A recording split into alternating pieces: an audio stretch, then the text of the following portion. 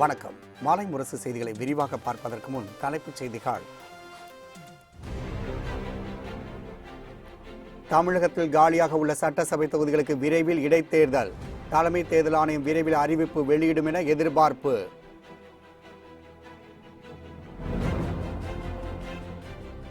ஒட்டப்பிடாரம், சூலூர், திருப்பரங்குன்றம் தொகுதிகளுக்கு இடைத்தேர்தல் நடத்த தயார்.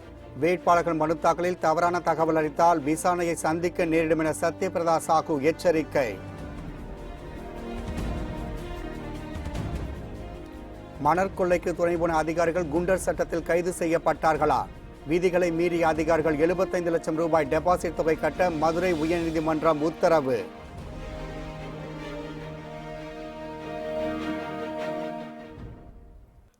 தேனி மாவட்டத்தில் போட்டியிடும் EVKS இளங்கோவன் படுதோல்வி அடைவார்.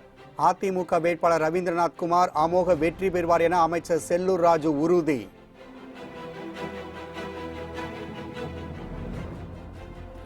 அதிமுக திமுக தேர்தல் அறிக்கை பழைய தேர்தல் அறிக்கைகளின் நகல் என சீமான் விமர்சனம். நாம் தமிழர் கட்சி வேட்பாளர்களை இன்று அறிமுகப்படுத்தி தேர்தல் அறிக்கை வெளியிட முடிவு.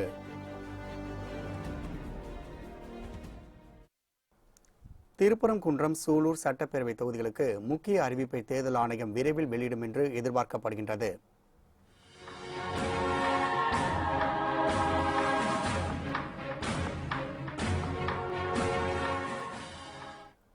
தமிழகத்தில் தற்போது காலியாக உள்ள 22 சட்டமன்ற தொகுதிகளில் 18 தொகுதிகளுக்கு ஏப்ரல் 18ஆம் தேதி இடைத்தேர்தல் நடைபெறும் என்று அறிவிக்கப்பட்டுள்ளது.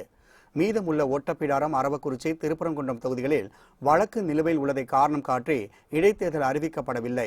தற்போது திருப்பரங்குன்றத்தில் அதிமுக வேட்பாளர் AK போஸ் வெற்றி பெற்றது செல்லாது என நீதிமன்றம் தீர்ப்பளித்துள்ளது. சூலூரில் வெற்றி பெற்ற அதிமுக MLA கனகராஜ் மரணம் அடைந்ததால் அந்த தொகுதி காலியானதாக சட்டப்பேரவை செயலாளர் அறிவித்துள்ளார். எனவே காலியாக உள்ள திருப்பரங்குன்றத்திலும் சூலூரிலும் உடனே இடைத்தேர்தல் நடத்த வேண்டும் என பல்வேறு கட்சிகள் வலியுறுத்தி வருகின்றன. ஆகவே இந்த 2 தொகுதிகளுக்கும் உடனடியாக தேர்தல் தேதியை இந்திய தேர்தல் ஆணையம் விரைவில் அறிவிக்கும் என்று எதிர்பார்க்கப்படுகின்றது.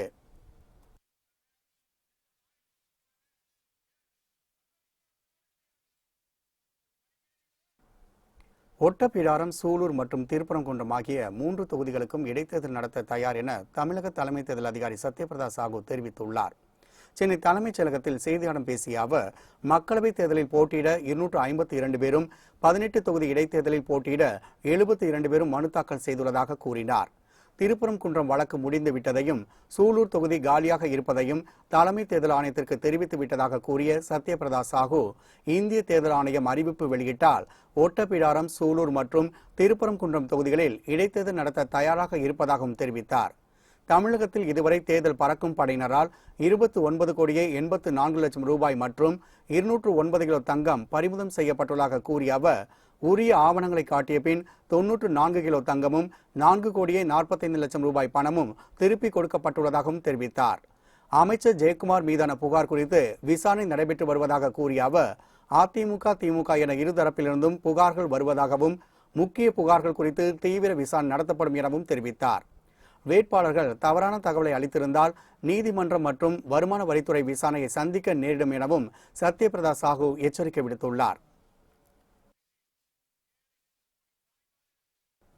இயற்கை வளங்களை கொள்ளையடிப்பவர்களுக்கு அரசு இயந்திரம் துணை போவதாக கூறியுள்ள உயர்நீதிமன்ற மதுரை கிளை, மணல் கொள்ளைக்கு துணை போன எத்தனை அதிகாரிகள் குண்டர் சட்டத்தில் கைது செய்யப்பட்டுள்ளனர் என்றும் தமிழக அரசுக்கு கேள்வி எழுப்பியுள்ளது. திண்டுக்கல் மாவட்டத்தில் சவுடு மண் குவாரிக்கு அனுமதி வழங்கி மாவட்ட ஆட்சியர் பிறப்பித்த உத்தரவை ரத்து செய்து நீர்நிலைகளை பாதுகாக்க உத்தரவிட கோரி உயர்நீதிமன்ற மதுரை கிளையில் வழக்கு தொடரப்பட்டது. இதையடுத்து நீதிமன்ற உத்தரவை ஏற்று வழக்கறிஞர் ஆணையராக நியமிக்கப்பட்ட T. லஜபதி ராய் திண்டுக்கல் மாவட்ட மண் குவாரிகளை ஆய்வு செய்து மறுநாளில் நீதிமன்றத்தில் அறிக்கை அளித்தார். இந்நிலையில் நீதிபதிகள் N. கிருபாகரன், S. சுந்தர் அமர்வில் வழக்கு மீண்டும் விசாரணைக்கு வந்தது.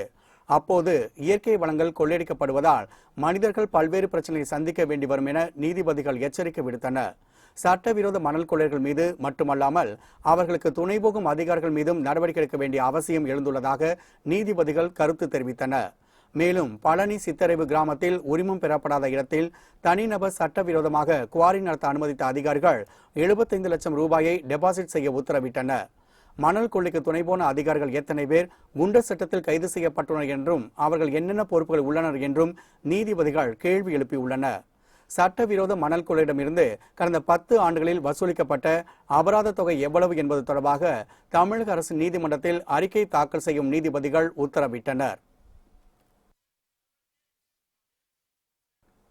தேனி மாவட்டத்தில் EVKS இளங்கோவன் படுதோல்வி அடைவார் என அமைச்சர் செல்லூர் ராஜு தெரிவித்துள்ளார். முன்னாள் MLA-வும் ஃபார்வர்ட் பிளாக் கட்சியின் தலைவருமான ஆண்டித்தேவரின் 11வது நினைவு தினத்தை ஒட்டி மதுரை எல்லிஸ் நகரில் அமைந்துள்ள அவரது இல்லத்தில் வைக்கப்பட்டிருந்த திருவுருவ படத்திற்கு MLA ராஜன் செல்லப்பா, அமைச்சர் செல்லூர் ராஜு, மதுரை தொகுதி அதிமுக வேட்பாளர் சத்யன் மற்றும் தேனி தொகுதி அதிமுக வேட்பாளர் ரவீந்திரநாத் குமார் ஆகியோர் மலர் தூவி அஞ்சலி செலுத்தினர். பின்னர் செய்தியாளர்களிடம் பேசிய அமைச்சர் செல்லூர் ராஜு, தேனி மாவட்டத்தில் EVKS இளங்கோவன் டெபாசிட் தொகையை கூட பெற முடியாத அளவுக்கு படுதோல்வி அடைவார் என்று தெரிவித்தார். உண்மையான அதிமுக விசுவாசிகளும் தொண்டர்களும் ரவீந்திரநாத் குமாருக்கு வாக்களித்து அவரை அமோக வெற்றியடை செய்ய வேண்டும் என்றும் அவர் கேட்டுக்கொண்டார். இளங்கோவன் அவர்கள் இன்றைக்கு ஒருமையில் திட்டியவர். மதுரையில வந்துதான் நாங்க அவருடைய அந்த ஒருமையில் திட்டியதை மாற்றினோம். அந்த ஒருமையில் திட்டி கொண்டிருந்தால் பல அம்மா இருக்கும்போதே அப்படிப்பட்டவருக்கு சரியான பாடம் புகட்ட அம்மாவுடைய மாவட்டமான தேனி மாவட்டத்திற்கே அவர் வந்திருக்கிறார். இதுதான் அம்மாவுடைய இன்றைக்கு அம்மாவுடைய அந்த ஆத்மா அவர் அங்கு மிகப்பெரிய ஒரு மோசமான ஒரு தோல்வியை சந்திக்க இருக்கிறார்.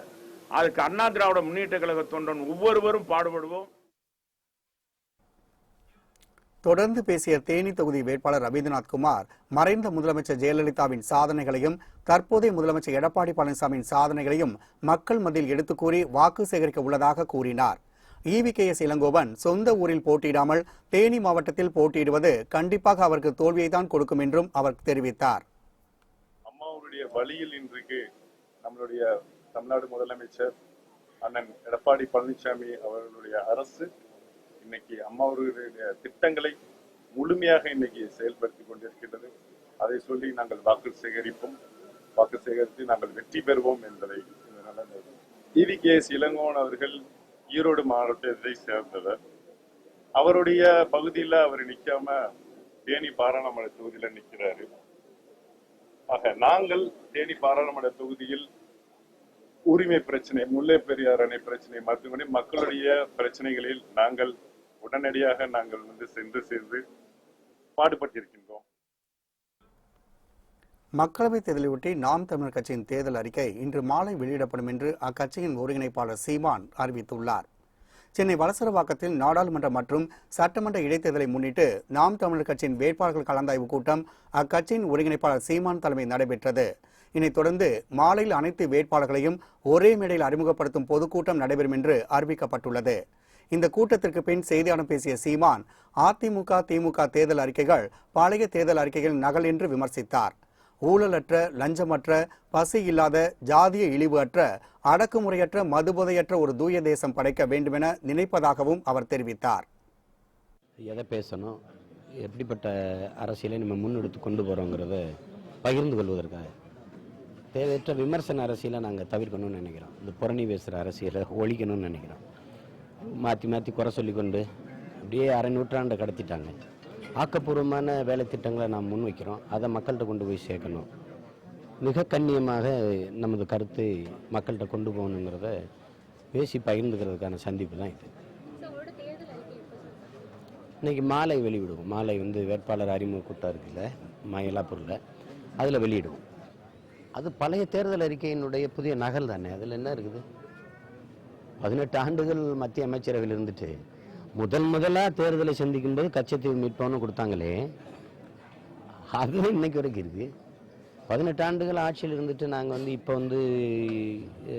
தமிழை ஆட்சி மொழியாக கொண்டு வருவோம். அதெல்லாம் வேடிக்கை இல்லையா? எப்படி இருக்கு பாருங்க. இத்தனை ஆண்டுகள் இருந்துட்டு நாங்கள் வந்தால் அதை செய்வோம், இதை செய்வோம், வந்தால் நீட்டு தேர்வை நிறுத்துவோம். நீட்டு தேர்வை கொண்டு வந்ததே காங்கிரஸ் தான். அப்போ கூட இருந்தது இவங்க தான். அது வரவேற்று கடிதம் எழுதியிருக்கிறாங்க எல்லாமே. அதே மாதிரி தான் அதிமுக அறிக்கைகளும் அதே தான். 37 பாராளுமன்ற உறுப்பினரை கொடுத்து என்ன சாதிச்சிருக்காங்க? மத்திய அரசில் திமுக இடம்பெற்றிருந்த போது தமிழகத்திற்காக எதையுமே செய்யவில்லை என தமிழக முதலமைச்சர் எடப்பாடி பழனிசாமி தெரிவித்துள்ளார். வேலூர் மாவட்டம் திருப்பத்தூரில் திருவண்ணாமலை மக்களவைத் தொகுதி அதிமுக வேட்பாளர் அக்ரி கிருஷ்ணமூர்த்தியை ஆதரித்து முதலமைச்சர் எடப்பாடி பழனிசாமி பிரச்சாரம் மேற்கொண்டார்.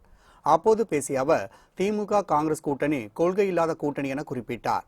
மத்திய அரசில் திமுக இடம்பெற்றிருந்த போது தமிழகத்திற்காக எதையுமே செய்யவில்லை என்றும் குற்றம் சாட்டினார். திமுக தேர்தல் அறிக்கையில் விவசாயிகளின் வேளாண் கடனை தள்ளுபடி செய்வதாக குறிப்பிட்டுள்ளதை சுட்டிக்காட்டிய முதலமைச்சர், தமிழகத்தில் அதிமுக ஆட்சியில் இருக்கும்போது திமுக எப்படி வேளாண் கடனை தள்ளுபடி செய்ய முடியும் என கேள்வி எழுப்பினார். திமுகவின் தேர்தல் அறிக்கையில் குறிப்பிடப்பட்டிருக்கும் வாக்குறுதிகள் அனைத்தும் பொய்யானவை என்று முதலமைச்சர் எடப்பாடி பழனிசாமி தெரிவித்தார்.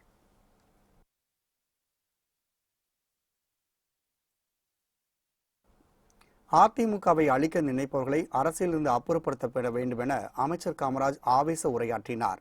அதிமுக கூட்டணி சார்பாக தஞ்சாவூர் தமாக நாடாளுமன்ற வேட்பாளர் நடராஜன் அறிமுக கூட்டம் மன்னார்குடியில் நடைபெற்றது. இதில் பாஜக, தேமுதிக உள்ளிட்ட கூட்டணி கட்சியினர் கலந்து கொண்டனர். கூட்டத்தில் உணவுத்துறை அமைச்சர் காமராஜ், மாநிலவை உறுப்பினர் வைத்திலிங்கம் ஆகியோர் பங்கேற்று உரையாற்றினர். அப்போது பேசிய அமைச்சர் காமராஜ், அதிமுகவை அழிக்க வேண்டும், இரட்டை இலை முடக்க வேண்டும் என்று கூறியவர்களை அரசியலிருந்தே அப்புறப்படுத்தப்பட வேண்டும் என ஆவேச உரையாற்றினார்.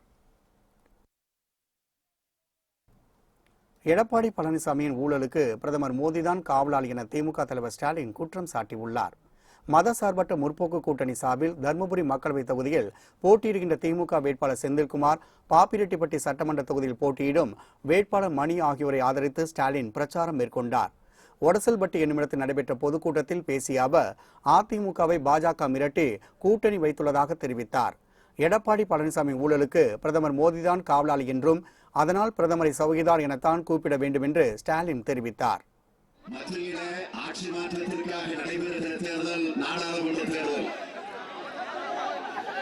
அது 5 ஆண்டுகளுக்கு ஒரு முறை வந்தேற்றுகிறோம். அந்த அடிப்படையில் வருகிறது. ஆனால் சட்டமன்றத்தினுடைய இடைத்தேர்தல் என்பது இடையிலே வந்து சேர்ந்திருக்கிறது. சௌக்கியதார்னா காவலாளி. நான் ஏத்துக்கிறேன், காவலாளி தான். யாருக்கு காவலாளி? எடப்பாடிக்கு காவலாளி. எடப்பாடியுடைய ஊழல்களுக்கு காவலாளி. இந்த ஊழல் மைனாரிட்டி ஆட்சியை காப்பாற்றி கொண்டிருக்கிற காவலாளி தான் சௌக்கியதார் மோடி. தமிழகத்தில் கருத்து சுதந்திரம் உள்ளதா என்பதை ஆராய்ச்சி மாணவி சோபியாவிடம் தமிழிசை கேட்டு தெரிந்து கொள்ளட்டும் என கனிமொழி தெரிவித்துள்ளார். தூத்துக்குடி மாவட்டம் திரேஸ்புரத்தில் மீனவிடம் வாக்கு கேட்ட திமுக வேட்பாளர் கனிமொழி செய்தியாளர்களிடம் பேசியபோது இவ்வாறு தெரிவித்தார். இது என்னுடைய கருத்து சுதந்திரத்தை பத்தி நான் பேசல. நான் திராவிட முன்னேற்ற கழகம் என்ற மாபெரும் இயக்கத்தின் பின்னணியிலே பேசுகிறேன். உண்மையாக கருத்து சுதந்திரத்தை பத்தி கேட்கணும்னா மாணவி சோஃபியா இந்த கருத்து சுதந்திரம் அது எப்படி பறிக்கப்பட்டது அப்படின்னு தமிழிசை கிட்ட கேட்க சொல்லுங்க, இல்லைன்னா சோஃபியா கிட்ட கேட்க சொல்லுங்க. கருத்து சுதந்திரம் இருக்கிறதா இல்லையா? மத சார்பின்மை பாதுகாக்க பாரதிய ஜனதா ஆட்சிக்கு வரக்கூடாது என மார்க்சிஸ்ட் கட்சியின் மாநில செயலாளர் பாலகிருஷ்ணன் தெரிவித்துள்ளார். விடுதலை போராட்ட வீரர் பகத்சிங் நினைவு நாளை முன்னிட்டு நுங்கம்பாக்கத்தில் அமைந்துள்ள அவரது சிலைக்கு மார்க்சிஸ்ட் கட்சியின் மாநில செயலாளர் பாலகிருஷ்ணன் மாலை அணிவித்து மரியாதை செலுத்தினார். பின்னர் செய்தியாளர்களுக்கு பேட்டியளித்த அவர், மக்களவைத் தேர்தலோடு தமிழகத்தில் ஆட்சி மாற்றம் ஏற்படும் என்று தெரிவித்தார். ஒரு மதசார்பற்ற டாக்டர் அம்பேத்கரால் உருவாக்கப்பட்டிருக்கிற ஒரு மதசார்பற்ற அரசியல் சாசனத்தின் அடிப்படையிலே இந்திய நாடு உருவாக்கப்பட்டது. ஆனால் இன்றைக்கு மத்தியிலே ஆட்சி இருக்கிற நரேந்திர மோடி இந்தியாவுடைய பாரம்பரியத்தையும் பகத்சிங் போன்றிருக்கிற அந்த மா வீரர்களுடைய தியாகத்தையும் கொச்சைப்படுத்துகிற முறையில் அமெரிக்க ஏகாதிபத்தியத்தினுடைய காலடிகளிலே இந்தியாவுடைய இறையாண்மையை சரணாகதி அடைய வைப்பது மட்டுமல்லாமல் உருவாக்கப்பட்ட மதச்சார்பின்மைக்கு இன்றைக்கு சவால் விடுகிற முறையில் இந்த நாட்டிலே ஒரு மதவெறி அரசாங்கத்தை தலைமை தாங்கி நடத்தி கொண்டிருக்கிறார்கள். லோக்பால் அமைப்பின் முதல் தலைவராக நீதிபதி பினாக்கி சந்திரகோஸுக்கு குடியரசுத் தலைவர் ராம்நாத் கோவிந்த் பதவி பிரமாணம் செய்து வைத்தார். பிரதமர், மத்திய அமைச்சகம், நாடாளுமன்ற உறுப்பினர்கள் ஆகியோரின் மீதான குற்றச்சாட்டுகளை விசாரிக்கும் அதிகாரம் கொண்ட அமைப்பு லோக்பால் ஆகும். இந்த அமைப்புக்கு தலைவராக ஓய்வு பெற்ற உச்சநீதிமன்ற நீதிபதி பினாக்கி சந்திரகோஸையும் உறுப்பினர்களாக நீதிபதிகள் திலீப் போசாலே, பிரதீப் குமார் மோகந்தி, அபிலாச குமாரி, அஜய்குமார் திரிபாதி மற்றும் ஓய்வு பெற்ற காவல் அதிகாரியான அர்ச்சனா ராமசுந்தரம், தினேஷ்குமார் ஜெயின், மகேந்தர் சிங், இந்திரஜித் பிரசாத் கௌதம் ஆகியோரையும் பிரதமர் தலைமையிலான தேர்வுக்குழு நியமித்தது. இந்நிலையில் குடியரசுத் தலைவர் மாளிகை நடைபெற்ற நிகழ்ச்சியில் லோக்பால் அமைப்பின் முதல் தலைவராக நீதிபதி பினாக்கி சந்திரகோஸ் பதவியேற்றுக் கொண்டார். அவருக்கு குடியரசுத் தலைவர் ராம்நாத் கோவிந்த் பதவி பிரமாணம் செய்து வைத்தார். இந்நிகழ்ச்சியில் குடியரசு துணைத் தலைவர் வெங்கையா நாயுடு, பிரதமர் நரேந்திர மோடி, உச்சநீதிமன்ற தலைமை நீதிபதி ரஞ்சன் கோகாய் ஆகியோர் கலந்து கொண்டனர்.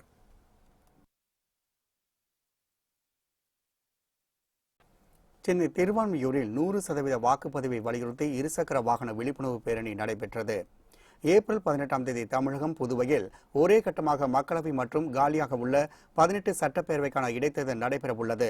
இந்த தேர்தல்களில் 100% வாக்குப்பதிவை வலியுறுத்தி தேர்தல் ஆணையம் பல்வேறு விழிப்புணர்வு நடவடிக்கைகளை எடுத்து வருகின்றது. இந்நிலையில் சென்னை மாவட்ட தேர்தல் ஆணையம் சார்பில் 100% வாக்குப்பதிவை வலியுறுத்தி சென்னை திருவான்மியூரில் இருசக்கர வாகன பேரணி நடைபெற்றது. பேரணியை சென்னை மாவட்ட தேர்தல் அதிகாரி பிரகாஷ் தொடக்கி வைத்தார். இது பல தேர்தல்களில் இந்த ஸ்வீப் அப்படிங்கிற ப்ரோக்ராம் தொடர்ந்து நடத்திட்டு இருக்கோம்.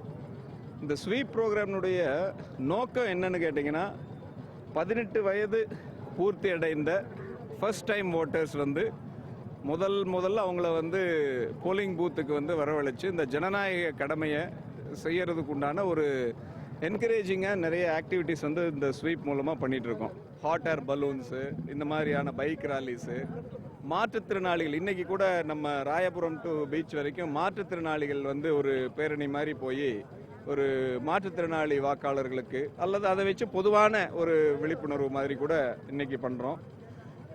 பள்ளி கல்லூரி அளவில் போய் இது மாதிரியான வாக்களிப்பதனுடைய அவசியத்தை தெளிவாக சொல்லியிருக்கோம். கடந்த வாரம் இந்த இன்ஃபர்மேஷன் டெக்னாலஜி ஐடி ஏரியாவில் நிறைய இளைஞர்கள், இளம் பெண்கள் எல்லாம் இந்த முக்கியமான ஒரு கடமையை செய்யணும் அப்படிங்கிறதுக்காக ஒரு ஸ்பெஷல் மீட்டிங் போட்டு அவங்களுக்கு உண்டான அவேர்னஸை கிரியேட் பண்ணுறதுக்கு நிறைய ப்ரோக்ராம் பண்ணிகிட்ருக்கோம். நான் எப்போவுமே சொல்கிற மாதிரி இதெல்லாம் தொடர்ந்து உங்களை மாதிரி media friends, print media, visual media எல்லாரும் திரும்ப இதை சொல்லிகிட்டே இருந்தால் அதிகமான எண்ணிக்கையிலான சதவீதத்தை நம்ம வாக்குப்பதிவில் அச்சீவ் பண்ண முடியும். அது ஜனநாயகத்துக்கு கிடைக்கின்ற ஒரு மிகப்பெரிய வெற்றி. பேரணியை தொடர்ந்து மாவட்ட தேர்தல் அதிகாரி பிரகாஷ் பாராசூட்டில் பறந்து தேர்தல் விழிப்புணர்வு குறித்த துண்டு பிரசுரங்களை பறக்கவிட்டு தேர்தல் விழிப்புணர்வை ஏற்படுத்தினார்.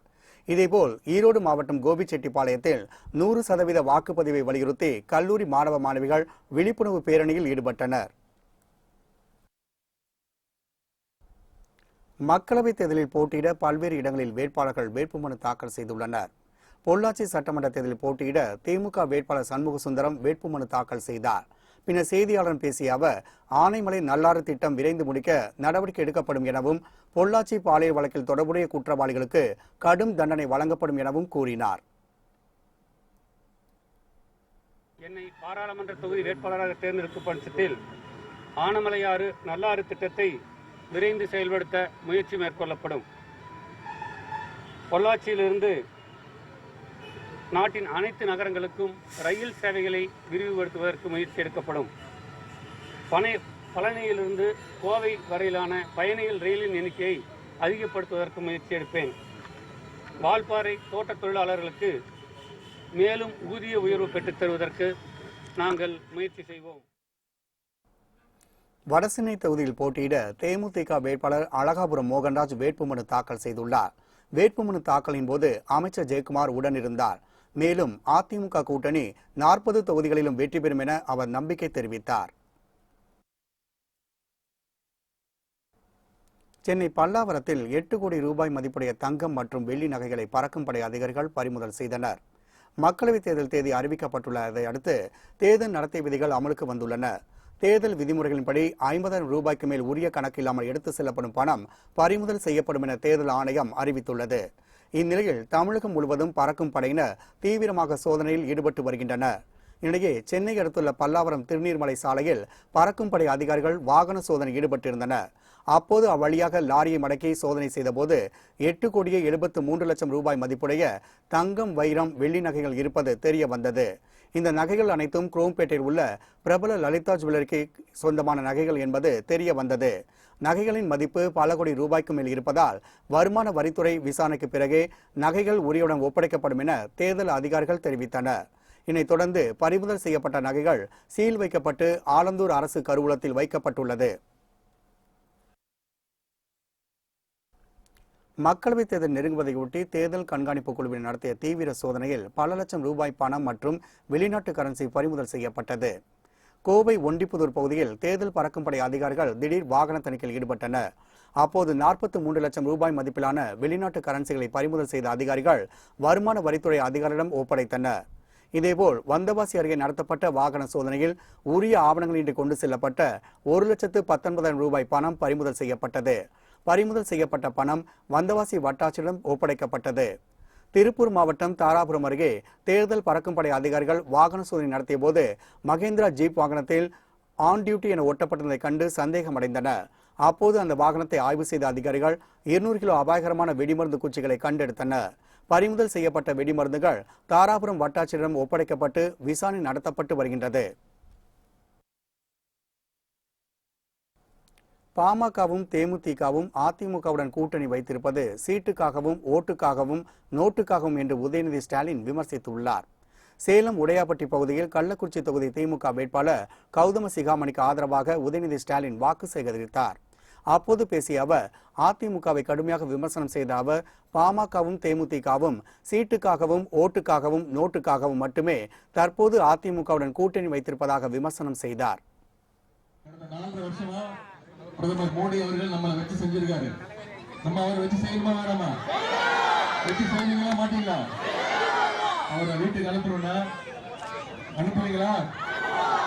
ஒரு தேர்தலில் ஹீரோன்னு ஒன்று இருக்கும்போது வில்லன் ஒருத்தர் இருப்பான்ல, இந்தியாவோட வில்லன் யாரு? ஒரு வில்லன் இருக்கும் போது அந்த வில்லன் கூட 2 கைத்தடி இருப்பாங்கல்ல, அந்த 2 கைத்தடி யாருங்க? மதுரை மக்களவைத் தொகுதி மார்க்சிஸ்ட் கம்யூனிஸ்ட் கட்சி வேட்பாளர் சு வெங்கடேசன் மீது தேர்தல் நடத்தை விதிமுறைகளை மீறியதாக வழக்கு பதிவு செய்யப்பட்டுள்ளது. மக்களவைத் தேர்தலுக்கான நடத்தை விதிமுறைகள் கடந்த 10ஆம் தேதி முதல் நாடு முழுவதும் அமலுக்கு வந்துள்ளன. இதையடுத்து மாநிலம் முழுவதும் பறக்கும் படை, காவல்துறையினர் தீவிர கண்காணிப்பில் ஈடுபட்டு விதி மீறல் ஈடுபடுவோர் மீது நடவடிக்கை எடுத்து வருகின்றனர். திமுக கூட்டணி இடம்பெற்றுள்ள மார்க்சிஸ்ட் கம்யூனிஸ்ட் கட்சிக்கு மதுரை, கோவை ஆகிய 2 மக்களவைத் தொகுதிகள் ஒதுக்கப்பட்டுள்ளது. இதில் மதுரை மக்களவைத் தொகுதி வேட்பாளராக எழுத்தாளர் சு வெங்கடேசன் போட்டியிடுகின்றார். இந்நிலையில் நேற்று வேட்புமனு தாக்கல் செய்வதற்கு முன் மதுரை கோரிப்பாளையத்தில் உள்ள முத்துராமலிங்க தேவர் சிலைக்கு காவல்துறையிடம் முன் அனுமதி பெறாமல் மாலை அணிவித்துள்ளார். இதையடுத்து அவர் மீது அனுமதியின்றி பொது இடத்தில் கூடியது உள்ளிட்ட 3 பிரிவுகளின் கீழ் தல்லாகுளம் காவல்துறையினர் வழக்கு பதிவு செய்துள்ளனர். மதுரை அருகே நடைபெற்ற பாரம்பரிய மீன்பிடி திருவிழாவில் ஏராளமான பொதுமக்கள் பங்கேற்று மீன்களை மகிழ்ச்சியுடன் பிடித்துச் சென்றனர். மதுரை அருகே உள்ள கல்லந்திரி கிராமத்தில் முத்தன் சாமி கோவில் உள்ளது. இந்த கோவிலுக்கு சொந்தமான கண்மாயில் ஒவ்வொரு ஆண்டும் மீன்பிடி திருவிழா நடைபெறுவது வழக்கம். இதற்காக கல்லந்திரியை சுற்றி இருக்கக்கூடிய பல்வேறு கிராம மக்கள் குடும்பமாய் கண்மாயில் திரண்டனர். பூஜை நடத்திய பின்பு மக்கள் தாங்கள் கொண்டு வந்த வலை உள்ளிட்ட சாதனங்களை கொண்டு மீன்களை பிடித்து மகிழ்ந்தனர். இந்த கண்மாயில் பிடிக்கப்படும் மீன்களை தங்களது இல்லங்களுக்கு எடுத்து சென்று பூஜை செய்து கடவுளுக்கு படைக்கின்றனர்.